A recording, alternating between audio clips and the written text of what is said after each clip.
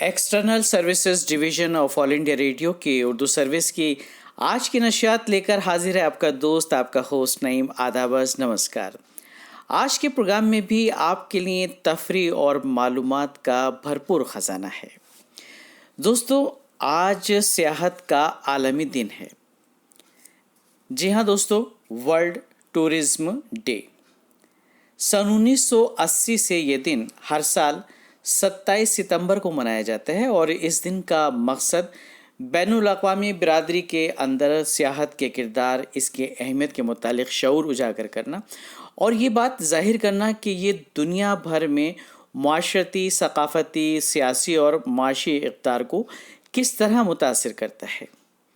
इस बार की थीम है यानी मरकज़ी ख्याल है टूरिज्म एंड रूरल डेवलपमेंट, यानी सियाहत और देही तरक्की। बड़े शहरों के अलावा छोटे कस्बात और देही इलाकों में सियाहत को फ़रोग़ देना, उनकी तरक्की और उनका तहफ़्फ़ुज़ करना। और दोस्तों, सियाहत का सबसे बड़ा फ़ायदा ये है कि एक दूसरे की तहज़ीब और सकाफ़त को जानने का भरपूर मौका मिलता है। जोग्राफियाई एतबार से भी बड़ी अहमियत का हामिल है सियाहत की अगर बात की जाए। और अगर हमारे मुल्क की बात की जाए तो इस मामले में हमारा मुल्क इस नेमत से माला माल है। लातादाद तारीख़ी और क़दीमी मज़हबी इमारत हैं और काबिल दीद मकामात भी हैं।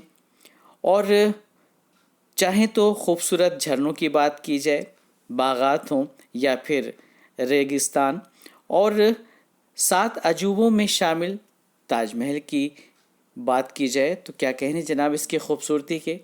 बड़ी तवील फ़हरिस्त है। अगर इन मकामात की बात की जाए, जामा मस्जिद, लाल किला, कुतुब मीनार, चार मीनार से लेकर अजंता एलोरा के गार तक और कश्मीर से लेकर कन्याकुमारी तक।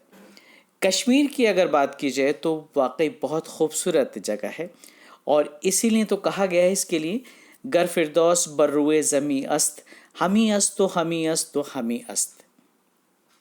अब चूंकि बात सियाहत की हो रही है तो क्यों ना आपको इसी हवाले से सौती सैर करा दी जाए। चलिए आज आपको लेकर चलते हैं हम भोपाल और वहाँ देखते हैं ताजुल मसाजिद को।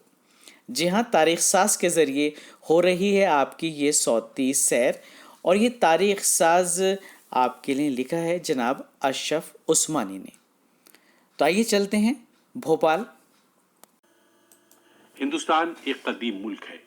यहाँ की तहजीब और सकाफत हमेशा आलम की तवज्जो का मरकज़ रही है।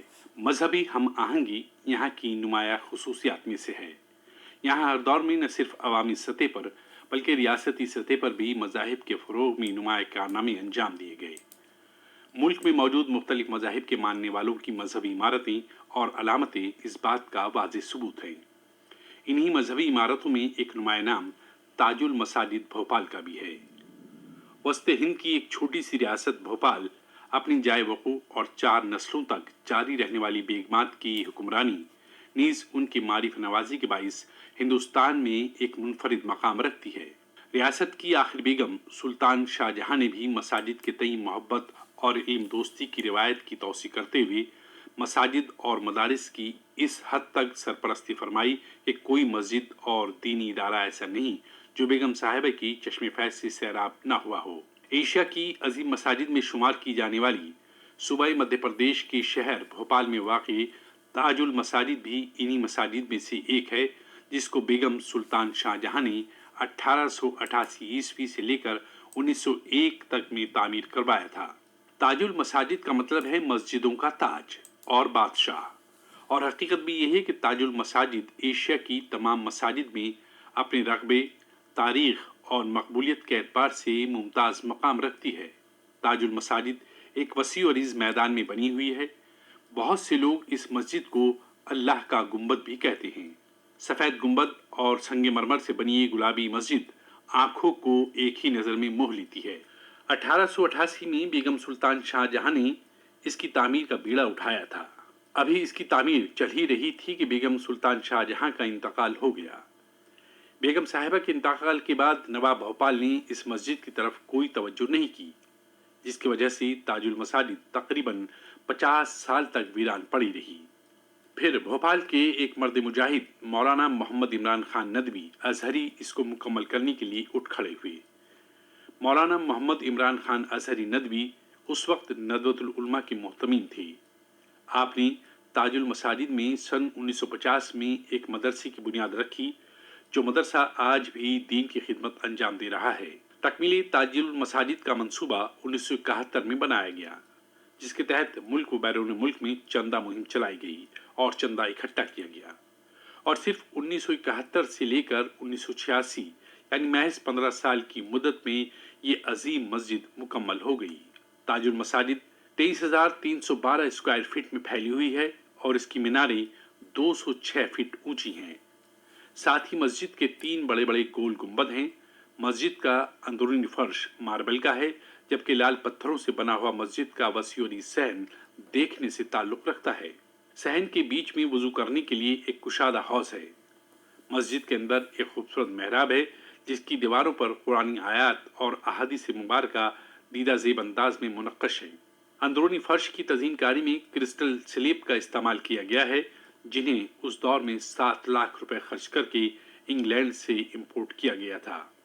मस्जिद के अंदर नदवतुल उलमा की शाख के नाम से एक मदरसा कायम है, जिसकी बुनियाद मौलाना इमरान खान अजहरी नदवी ने रखी थी। इसके साथ साथ मस्जिद से मिला हुआ एक कुतुबखाना भी है। इस कुतुबखाने में उर्दू, अरबी समेत कई जबानों में नायाब किताबें मौजूद हैं। इसी कुतुबखाने में सोने के पानी से लिखा हुआ एक कुरान शरीफ मौजूद है, जिसको औरंगजेब आलमगीर ने जिल्द करवाया था। शहर भोपाल के छोटे बड़े तालाबों से घिरी हुई इस मस्जिद को देखने के लिए दूर दराज से हर समाज, फिरके और मजहब के लोग आते हैं और इस्लामी फन तामीर के इस अजीम शाहकार को देखकर अपने शौक की तस्कीन करते हैं। हकीकत यह है कि ताजुल मसाजिद हिंदुस्तान की आन बान शान होने के साथ साथ हिंदुस्तानी तहजीब व सकाफत का एक खूबसूरत नमूना और यहाँ की उखवत व भाईचारगी की कदीम अलामत भी है। बैनुल अक़वामी माहिर फन तामीर इसे न सिर्फ ये कि दुनिया की आलीशान मसाजिद में से एक कहते हैं, बल्कि इसको लाहौर की बादशाही मस्जिद और दिल्ली की शाहजहां मस्जिद के मुद्दे मुकाबिल भी करार देते हैं। तो दोस्तों, ये थी सौती सैर ताजुल मसाजिद भोपाल की, और ये सौती सैर करा रहे थे जनाब अशरफ उस्मानी साहब। ऑल इंडिया रेडियो की उर्दू सर्विस के नशियात का सिलसिला जारी है सोशल मीडिया लाइव के ज़रिए, और अब अपने प्रोग्राम को देते हैं थोड़ा सा क्लासिकल टच। जी हाँ, रुख करते हैं क्लासिकी मौसीकी का। अगर क्लासिकी मौसीकी की बात की जाए दोस्तों, तो ये भी हमारी तहजीब और सकाफ़त का एक हिस्सा है। आज हमारे साथ मौजूद हैं क्लासिकी मौसीकी के फ़नकार जनाब जितेश मिश्रा साहब, और आप पेश कर रहे हैं राग हेमंत में ख्याल। तो आइए सुनते हैं उनका गाया हुआ राग हेमंत में ख्याल। नमस्कार, मेरा नाम जितेश मिश्रा है और आकाशवाणी का जो उर्दू चैनल है, उर्दू सर्विसेज है, वो मेरा वन ऑफ द फेवरेट पसंदीदा चैनलों में से एक है। उसके कार्यक्रम काफ़ी अच्छे होते हैं और इसलिए मैं उनके बहुत सारे कार्यक्रमों को सुनता भी रहता हूँ और उनका मैं बहुत आभारी भी हूँ कि वो बीच बीच में मुझे बुलाते भी हैं और मुझे भी कार्यक्रम प्रस्तुत करने का मौका देते हैं। आज मैं कुछ चीज़ें आप लोगों के साथ साझा करना चाहता हूँ। वो ये है कि आज पूरा विश्व एक अजीब संकट के साथ, एक गहरे संकट के साथ गुजर रहा है, गहरे संकट में गुजर रहा है। इस संकट में जो लोग युद्ध कर रहे हैं, जो आगे बढ़ करके, सबसे आगे बढ़ करके इसमें काम कर रहे हैं, डॉक्टर्स, हॉस्पिटल्स में काम करने वाले लोग, सफाई कर्मी, पुलिस कर्मी इत्यादि, इन सबको हम सब दिल से नमन करते हैं और ईश्वर से प्रार्थना करते हैं कि इनको दीर्घायु बनाएं और इनके अंदर वो शक्ति दें जिससे ये रोगी के साथ काम भी करें लेकिन खुद संक्रमित ना हो। इनके अंदर वो शक्ति हो कि ये बीमार ना पड़े, ये लोगों को जल्द से जल्द ठीक कर पाएं। और हम लोगों को, जो हम लोग इस यहाँ पे डायरेक्ट काम नहीं कर रहे हैं, इनडायरेक्ट क्या करना है, हमें अपने घरों में अच्छे से रहना है और दूसरों के साथ संक्रमित ना हो। हम लोग एक दूसरे से सोशल डिस्टेंसिंग बना करके रखें, मास्क का प्रयोग करें, हैंड सैनिटाइज करें, आदि जैसे जो जो निर्देश गवर्नमेंट से दिया गया है, एक्सपर्ट्स के द्वारा दिया गया है, उन सब का पालन करें। तो आज मैं कुछ लाइनें भी सुनाऊंगा। राग हेमंत, उसमें एक छोटी बंदिश, द्रुत की बंदिश।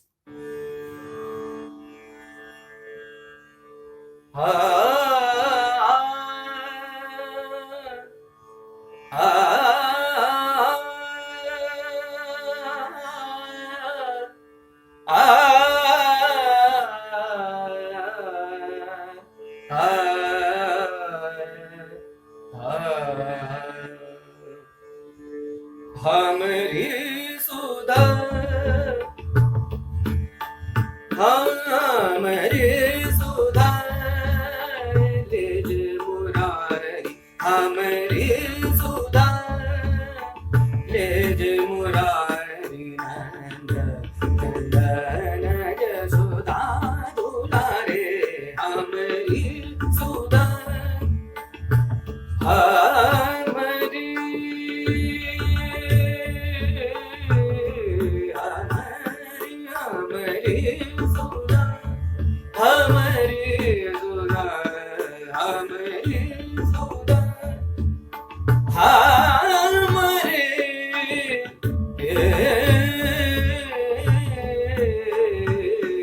हमरी सुधा,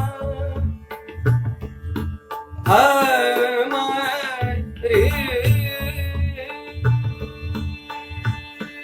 आस लगी तुम्हारे दर्श की, आस लगी आस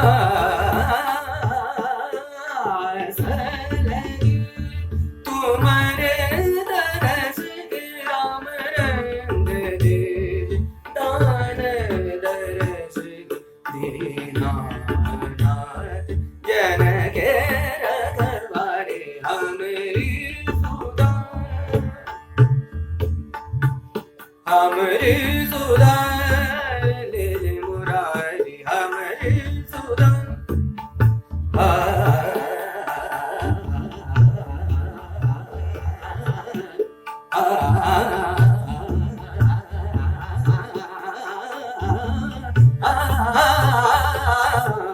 हमरी सुधा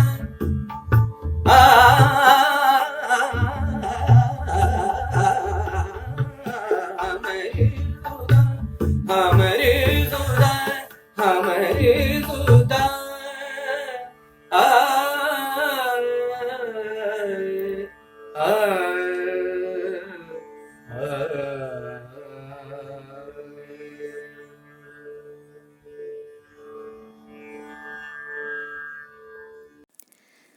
सामीन, आप मज़ा ले रहे थे क्लासिकी मौसीकी का। आप सुन रहे थे मारूफ क्लासिकी फनकार जीतेश मिश्रा से राग हिम्मत में ख्याल। दोस्तों, मौसम भी आजकल बहुत सुहाना हो रहा है। रफ्ता रफ्ता गर्मी अब रुखसत पजीर हो रही है, लेकिन हम सब जानते हैं कि जब भी मौसम चेंज होते हैं तो इसकी शुरुआत में इसके मिजाज के साथ आदी होने के लिए कुछ एहतियात की दरकार होती है। जैसे खाने पीने में, पहनावे में, अपने रहन सहन में कुछ तब्दीली। बस फिर तो मज़े ही मज़े हैं। कहते हैं ना, जान है तो जहान है। आपकी सेहत अच्छी है, आपको सब कुछ अच्छा लगेगा। आजकल वैसे भी इम्यूनिटी की बहुत ज़रूरत है, इसलिए भी हेल्दी खाना खाइए, मौज कीजिए, मस्ती कीजिए, चुस्त दुरुस्त रहिए, ताकि किसी भी इन्फेक्शन को हम बआसानी काबू पा सकें। सेहत के हवाले से कोरोना वायरस के इन्फेक्शन के बचाव से मुतालिक आइए दोस्तों सुनते हैं डॉक्टर साहब की सलाह। मेरा नाम डॉक्टर जेपी चुग है और मैं आज कोरोना के फैलाव को रोकने में के संक्रमण से आप कैसे बच सकते हैं उसके बारे में मास्क की आवश्यकता बताऊंगा। मास्क पहनना का मतलब है कि अपने मुंह और नाक को किसी भी कपड़े से, सिंपल कपड़े से या सर्जिकल मास्क से कवर करके रखा जाए। और ये बहुत आवश्यक है कि आप घर से निकलते ही मास्क को पहनें और वापस आने के बाद घर के अंदर ही इसे उतारें। इसके अतिरिक्त ठीक ढंग से मास्क कैसे पहना जाए वो भी बहुत आवश्यक है। आपके मास्क का ऊपरी हिस्सा नाक के ऊपर वाले हिस्से तक जाना चाहिए। उसके बाद ये मुंह को कवर करता हुआ ठोड़ी के निचले हिस्से तक आना चाहिए। इसके अतिरिक्त वो साइड से भी बिल्कुल मुंह से चिपका हुआ होना चाहिए ताकि कहीं से भी हवा का अंदर आने जाने का रास्ता ना बचे। ये मास्क अगर हर एक व्यक्ति मास्क पहनेगा तो अगर किसी को संक्रमण हुआ है तो उसको दूसरे तक पहुंचने में थोड़ा रुकावट होएगी। दूसरा, अगर आपको संक्रमण नहीं भी है तो भी आप संक्रमण से बच सकते हैं, क्योंकि जब आप सांस लेते हैं तो जो हवा है, हवा में इस वायरस के कण, छोटे छोटे सूक्ष्म कण हवा में तैरते रहते हैं, जो कि रोगी के 3 से 4 मीटर दूर तक रहते हैं। और अगर कोई भी व्यक्ति इस फासले के अंदर आ जाता है और वो बिना मुंह को कवर किए हुए सांस लेता है तो ये वायरस इन्फेक्शन होने का चांस उसमें ज़्यादा बढ़ जाता है। तो इसलिए बहुत आवश्यक है कि हम घर से निकलते हुए हमेशा अपना मुंह और नाक मास्क से कवर करके रखें। मैं दोबारा इस बात पर जोर देना चाहूँगा कि ये आवश्यक नहीं है कि आप सर्जिकल मास्क पहने या N95 पहने या कोई और बढ़िया मास्क पहने।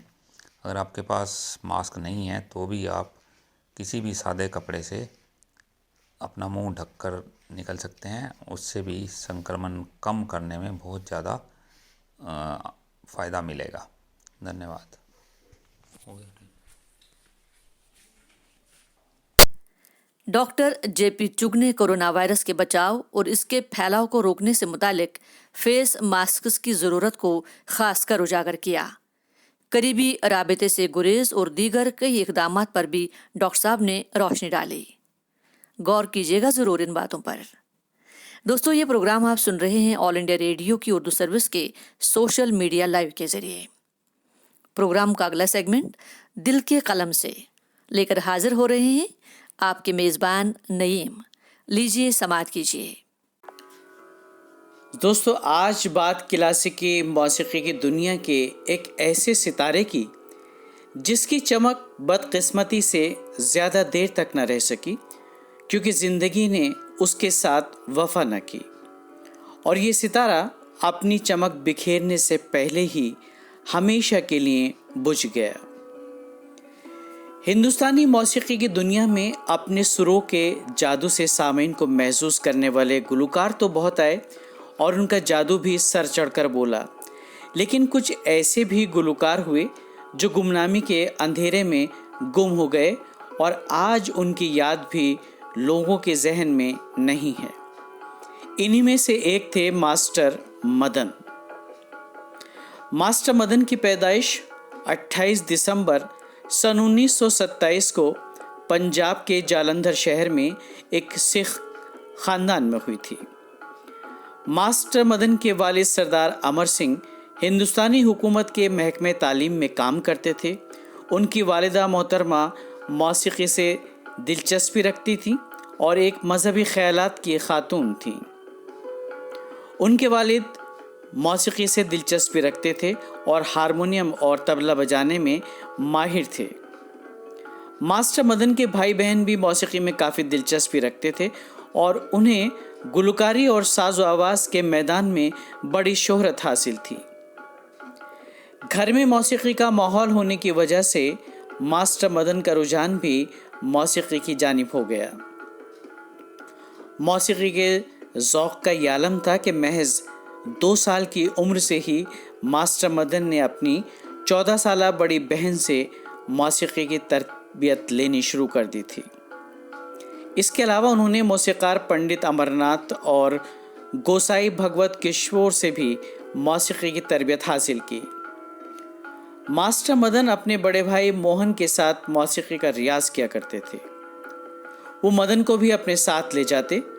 मदन की आवाज़ बहुत सुरीली थी और उसमें एक तरह की चाशनी और कशिश उन मजहबी कीर्तन में बहुत उभर कर आती थी जो उमूमन सिखों की मजहबी महफिलों और गुरुद्वारों में मुनक्किद होती थीं। पंडित अमरनाथ घर पर मास्टर मदन के दोनों भाइयों को मौसीकी की आला तालीम देने आते थे। इस दौरान मदन भी वहीं कहीं आसपास मौजूद रहते थे।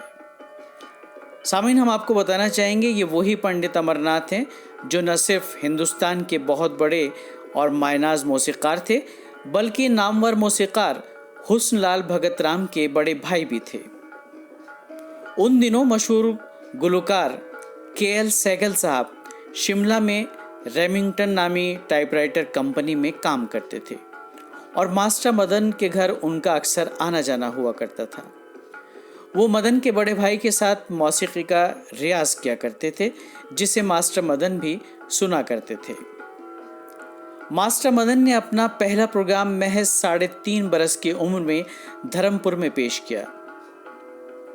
इस प्रोग्राम में मास्टर मदन को सुनने वालों में शास्त्रीय संगीत की कुछ मारूफ हस्तियां भी मौजूद थीं, जो उनकी मौसीकी की सलाहियत से बेइंतहा मुतासिर हुईं। उस वक्त उन्होंने राग ध्रुपद गाकर सुनाया था। उनका गाना सुनकर सामीन मौसीकी पर उनकी गिरफ्त देखकर हैरान रह गए थे। मौसीकी की इस महफिल के इख्तिताम पर उन्हें एक सोने की अंगूठी और गोल्ड मेडल दिया गया। हिंदुस्तान के सभी बड़े अखबारात में उनकी तस्वीर शाया हुई और वो एक नन्हे मुन्ने लेजेंड बन गए। मास्टर मदन वाकई एक तिलिस्माती आवाज़ के हामिल थे और सागर निज़ामी की लिखी हुई गज़ल हैरत से तक रहा है उन्होंने 9.5 बरस की उम्र में ऑल इंडिया रेडियो दिल्ली पर पेश की थी। मुद्दतों तक उनकी 2 गज़लें ही मैसर रहीं, लेकिन एक अरसे बाद दौरान तहकीक मास्टर मदन की गाई हुई 2 मज़ीद गज़लें, 4 उर्दू गीत और 2 पंजाबी गीत भी तलाश कर लिए गए। महज 14 बरस 5 महीने और 11 दिन की उम्र में ये मासूम गुलकार इस दुनिया को हमेशा के लिए अलविदा कह गया। इस सितारे की चमक अपने उरूज पर पहुंचने से पहले ही बुझ गई, मगर उनकी गायकी आज भी कानों में रस घोलती है। हालांकि एक खला ज़रूर महसूस होता है, एक खलिश ये रहती है कि काश वो अभी और जीते और महसूस करते अपनी खूबसूरत, दिलकश, सहर आफरी आवाज़ से।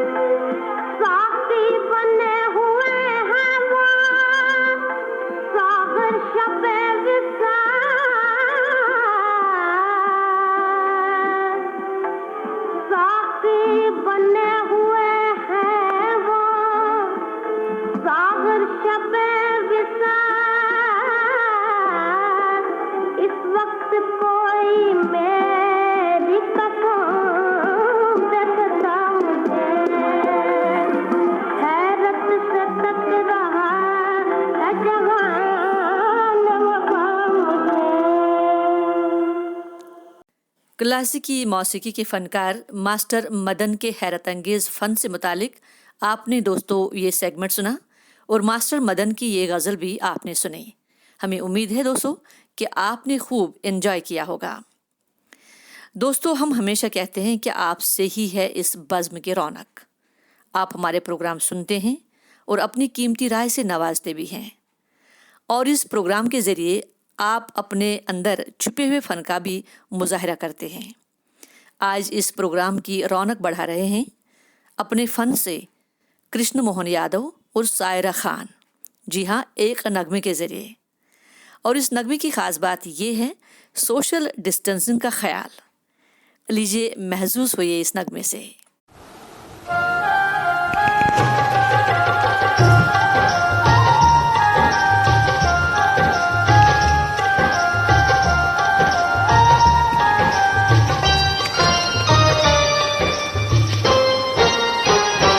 महबूब मेरे महबूब मेरे महबूब मेरे महबूब मेरे, तू है तो दुनिया कितनी हंसी है, जो तू नहीं तो कुछ भी नहीं है।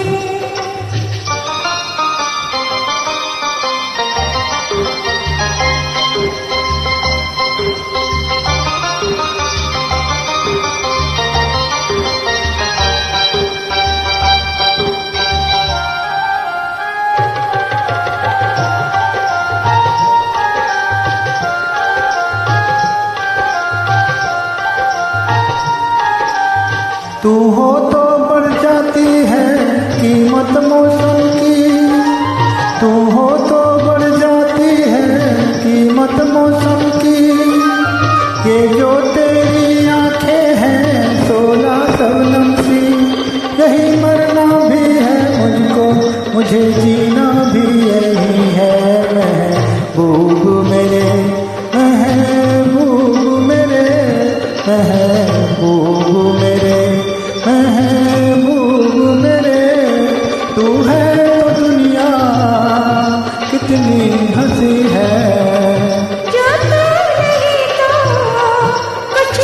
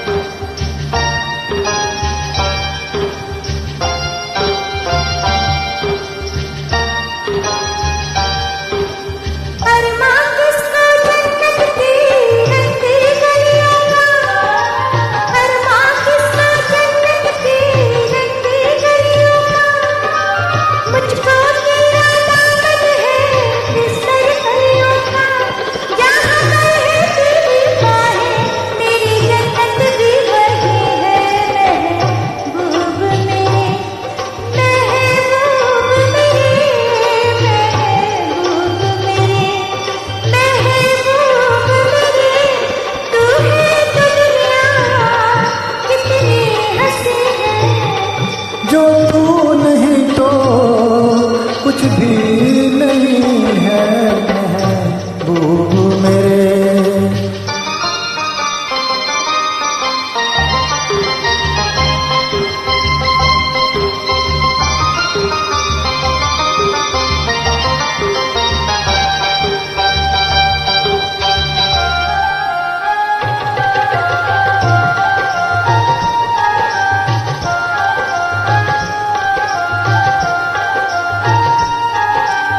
रख दे मुझको तू अपना दीवाना करके, रख दे मुझको तू अपना दीवाना करके, नज़दीक आ जा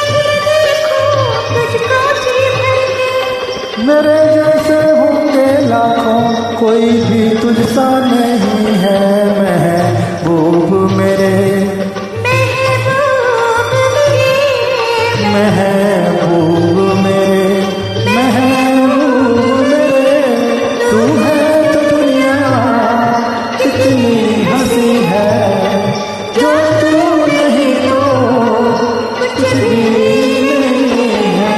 महबूब मेरे, महबूब मेरे, महबूब मेरे, महबूब मेरे, तू है तो दुनिया कितनी हंसी है, जो तू नहीं तो कुछ भी नहीं है। महबूब मेरे।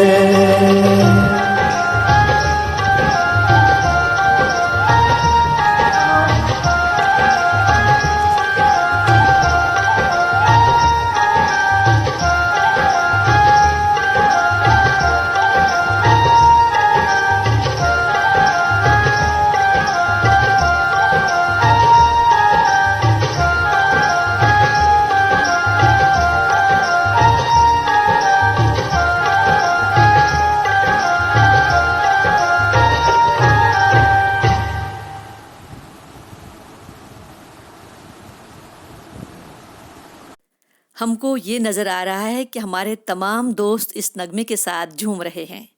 वाकई बहुत ही खूबसूरत नगमा पेश किया कृष्ण मोहन यादव जी और सायरा खान साहिबा ने। पत्थर के सनम फिल्म का ये नगमा, और वो भी सोशल डिस्टेंसिंग के साथ, बहुत खूब। दोस्तों, आज का दिन बहुत ख़ास है और ये खुशी का दिन है। आज हम, जी हाँ, डॉटर्स डे मना रहे हैं। आपको और आपके अहल खाना को हैप्पी डॉटर्स डे। आपको ये दिन बहुत मुबारक। बेटी घर की रहमत और रौनक होती है। बेटियां दिलों का चैन और रूह का सुकून होती हैं, जो माँ बाप के दुखों को बिन कहे जान लेती है। बेटियां घर के आंगन में एक फूल के मानंद होती है, जिसको सूंघकर देखकर आराम और इत्मीनान मिलता है। हर बाप की ख्वाहिश होती है जब वो थका हारा घर को लौटे तो उसकी बेटी इनके लिए दरवाज़ा खोले। क्या बात! इसकी अच्छी तालीम और तरबियत हमारा फ़र्ज़ है। वालिदैन अपनी बेटी को जो सबसे बेहतरीन तोहफ़ा दे सकते हैं वो है आला तालीम और बेहतर तरबियत। आपकी बेटी एजुकेटेड होगी तो एक नस्ल की तरबियत करेगी। इसे इतना खुद मुख्तार बनाएं कि कल को किसी भी मुश्किल में वो आपका साथ दे सके। आइए आज हम ये अहद करें कि बेटियों को अच्छी तालीम और मुआशी खुद इन्हिसारी देकर इनको खुशकिस्मत बनाएं और इनकी झोली में खुशियाँ ही खुशियाँ भर दें। आमीन। इसी खुशी के साथ आज का प्रोग्राम यहीं पर इख्तिताम पजीर होता है।